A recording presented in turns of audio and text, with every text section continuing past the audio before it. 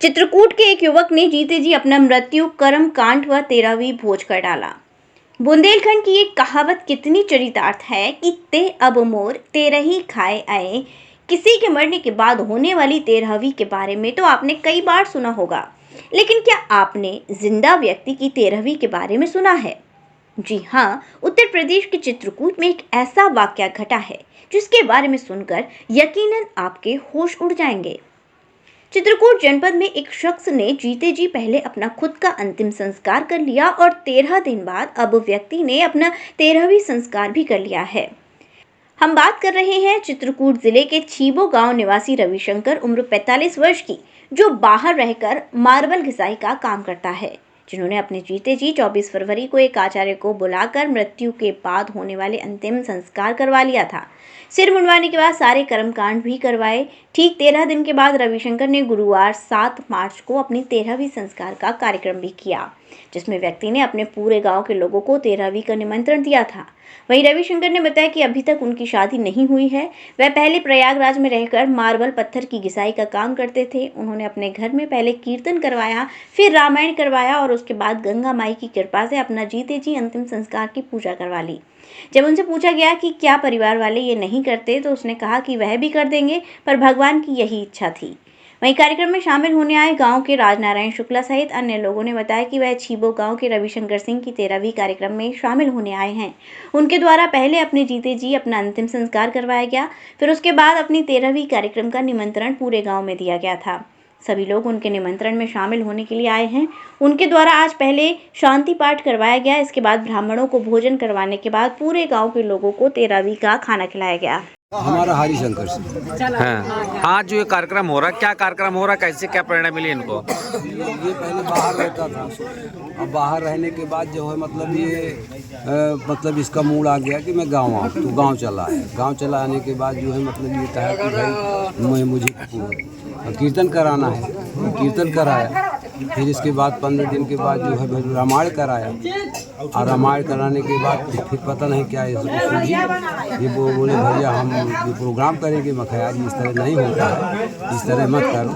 कहा नहीं, ये तो भगवान की इच्छा है, मुझे करना ही है। क्या प्रोग्राम करना है? मतलब यही मतलब 13 का प्रोग्राम करना है कि 13 करना है। तो हम कहा कि यार ये गलत बात है, इस तरह जो है नहीं होता है। तो कहें कि नहीं, मतलब इसको मुझे करना है, मुझे नारायण के पास जाना है और बस हो गया। मैं अपने से थोड़ी कह रहा हूँ, मेरी आत्मा है कह रही है, मैं कर रहा हूँ, बस यही कर रही हूँ। तो फिर कैसे क्या किया इन्होंने?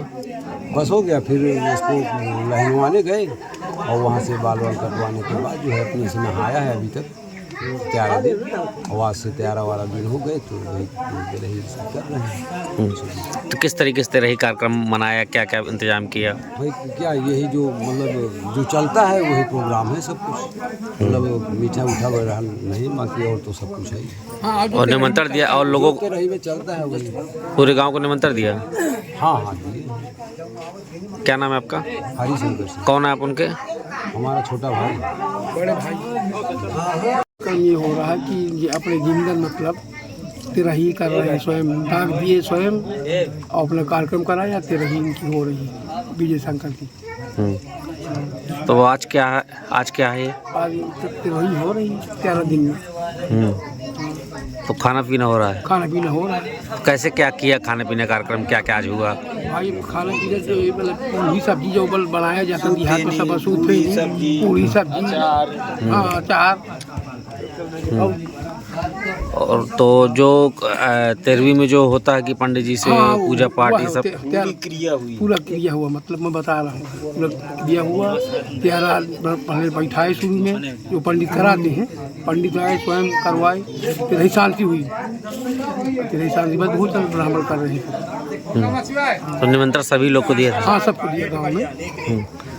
तो क्या कुछ बताए थे कि क्यों उनके मन में ऐसा हुआ करने के लिए, क्या कुछ? हाँ, इनको पंडित कर राय दिए कि तुम अपने जिंदा 13 कर सकते हो। मानी नहीं कोई करने वाला, तो ये है हमारे उसमें वेद में कि कोई ये चाहे तो 13 कर सकता है अपनी। तो आप कौन हैं इनके? मैं तो शुक्ला हूँ। तो मेरा घर तो दूर पड़ता है। तो आप इस कार्यक्रम में शामिल होने आए थे? कार्यक्रम में है न शामिल आया हूँ, वहाँ बुलाया कि मैं आया 2 घंटे पहले। क्या नाम है आपका? राजनारायण शुक्ला। वो में ठाकुर श्री हरिशंकर सिंह जी के यहाँ आए थे। इनके छोटे भाई का नाम रविशंकर सिंह है। वो थोड़ा सा बहुत ही बेढब दिमाग से हैं। बेढब माने बुरे नहीं कहा जाएगा, जो चाह लेते हैं वो करते हैं और ब्राह्मणों का बड़ा सम्मान करते हैं। उन्होंने सोचा कि हम अपना जीते जी अपने आगे अपना 13वीं का कार्यक्रम कर डालें, तो इसलिए यहाँ हम 13वीं में निमंत्रण में आए थे। और हमें लगता है कि ऐसी 13वीं ठीक होती है। अब ये नहीं कि भूख तो बड़ी तेज़ी से लगी है, पंडित आदमी हैं हम, और वहाँ गए मुँह लटका करके मन मार करके खा रहे हैं। यहाँ हंसी खुशी से सब लोगों ने प्रसाद पाया है और ठाकुर साहब को आशीर्वाद हम नहीं समझ पाए कि कौन सा देना चाहिए इनको। अब दीर्घायु का तो नहीं दे सकते हैं, लेकिन भाई ये है कि स्वस्थ रहें, बस ये कहना चाहेंगे इनको। पूरे गांव के लोगों को निमंत्रण दिया? हाँ, पूरे गांव के लोगों को निमंत्रण दिया। यहाँ ऐसा होता है पूरे गांव का इस तरह से निमंत्रण होता है कि अगर जो यहाँ के लोग हैं जैसे बाहर रह रहे हैं तो चिट्ठा में उनका भी नाम होगा, वो रहें या ना रहें। भाई जब एक बार आ गए तो उनको निमंत्रण मिल गया, आ जाते हैं। तो आप लोगों ने आश्चर्य नहीं समझा कि एक जीवित व्यक्ति अपनी तरह ही कर रहे हैं? कितना सही आश्चर्य करना। तो समझा। हम एक दिन इनके पास आए भी थे तो हमने इनसे पूछा क्या आपको अपने भाइयों के ऊपर भरोसा नहीं है जो इस तरह से जीते जी आपने ये कार्यक्रम किया? कहा नहीं पंडित जी, कहा नहीं पंडित जी, ऐसा नहीं है। बस हमें ये है कि भाई अपने जीते जी हम अच्छे से कर दें, और बस यही सोच करके कहा हमने कर डाला। क्या सुन नाम है आपका? राजेंद्र पांडे। उसको आपने पहले करने का निर्णय लिया, क्यों लिया, कैसे मन में विचार आया, क्या क्या किया आपने, कैसे पूरा कार्यक्रम किया? ऐसा है, ये तो भगवान जाने, भगवान की कृपा से हुआ है। 7-8 महीने हो गए मुझे यहाँ घर में रहते। फिर ये आ गया कॉलोनी, इसको कॉलोनी बनवाया। और जब कॉलोनी बन गई तो सीताराम की धुन का उगाया। और जब सीताराम की धुन का उगाया तो एक आदमी ऐसा ये आया और ऐसा चढ़ा, और ऐसे इतनी दूर से दूसरा आदमी होता डॉक्टर साहब खत्म हो जाता। और वहाँ कीर्तन हो रही थी। हाँ, हमारा माजिद भाई बढ़िया कौआ मारे रहा उनके आदमी। इसके बाद वो सेफ बच गए, तो मुझे भगवान पर विश्वास हुआ। फिर इसके बाद मैंने रामायण शुरू कर दिया। और फिर रामायण सुनने के बाद फिर सोचा ये कार्य कर दूं। ये अचानक हुआ है, ना कोई कहा है, ना कोई किसी के। कौन सा कार्य करने का? ये गंगा माई की कृपा से। कौन सा काम? भाई गंगा वहाँ तो इलाहाबाद में रहता। हाँ, तो स्नान होता नहीं तो आज का कौन कार्यक्रम आ रहा है ये बताओ? आज रही आ रहा है। ठीक, आपकी? हाँ, मेरी। बहुत सही। तो कैसे क्या आपने कार्यक्रम शुरुआत की, पहले क्या करवाया फिर अब क्या किया? पहले कीर्तन करवाया था, भजन गृह प्रवेश में, फिर देवी जी में रामायण, और फिर इसमें। तो जो मरने के बाद जो कार्यक्रम होते हैं तो पूरा वही चीज़ें कराई? गुरु बाबा से बुला करके पूछे और इसको क्या क्या किया? और इसके बाद जो है गया जी मैं ही जाऊँगा, मतलब अकेला सारा काम हुआ है। नहीं तो अंतिम संस्कार के बाद जो कार्यक्रम होता है तो क्या क्या होते हैं, क्या क्या आपने किया अपना? कौन दाग लिया, कैसे तेरा? दाग नहीं लिया, दाग खुद लिया हूँ और खुद अकेले स्नान कर। दाग कैसे लिए? अकेले बार बनवाया। घर परिवार से वो नहीं था भाई। वो 2 मेयर की होती है, जिंदा वाली है, और वो मेट वाली वो अलग है। तो आज कितने धूमधाम से आपने ये तरही का आयोजित करवाया? कैसे लोगों को निमंत्रण दिया था, फिर कैसे आए? अब सब चिट्ठी में लिखे थे, ब्राह्मण भोजन तो होता ही है। ब्राह्मण भोजन फिर परिवार और रिश्तेदार और टोला पड़ोस, मतलब। तो क्या आपके मन में चिंता थी क्या कि मेरे जैसे खत्म होने के बाद क्या भाई लोग नहीं करेंगे? पर नहीं थी कुछ, ये भगवान की कृपा थी, चिंता कुछ नहीं। ये सब अचानक रूप बना है। सही बात है। और कीर्तन भी अचानक हुई। हाँ। क्या काम करते थे पहले आप? ये मार्बल घिसाई पे काम करते हैं, मशीन के अपने पास है, उसी की घिसाई। तो क्या आपको अपने भाइयों पे भरोसा नहीं था कि आपके बाद वो नहीं, भरोसा था, भरोसा है, बिना भरोसा के तो होता ही नहीं।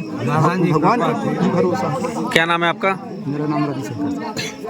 जय गुरुदेव हॉस्पिटल महोली रोड मथुरा। हमारे यहाँ minor, OT, emergency, ICU, PICU, NICU, सभी प्रकार की सिटी स्कैन, एक्सरे, अल्ट्रासाउंड, अत्याधुनिक पैथोलॉजी लैब, प्राइवेट एवं जनरल वार्ड, डीलक्स रूम, महिला चिकित्सकों द्वारा डिलीवरी सुविधा, आंखों का ऑपरेशन, दांतों का उपचार, सभी प्रकार के ऑपरेशन, उचित दर पर दवाइयाँ, 24 घंटे एम्बुलेंस सुविधा।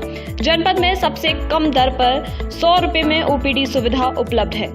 संपर्क करें 8650777901।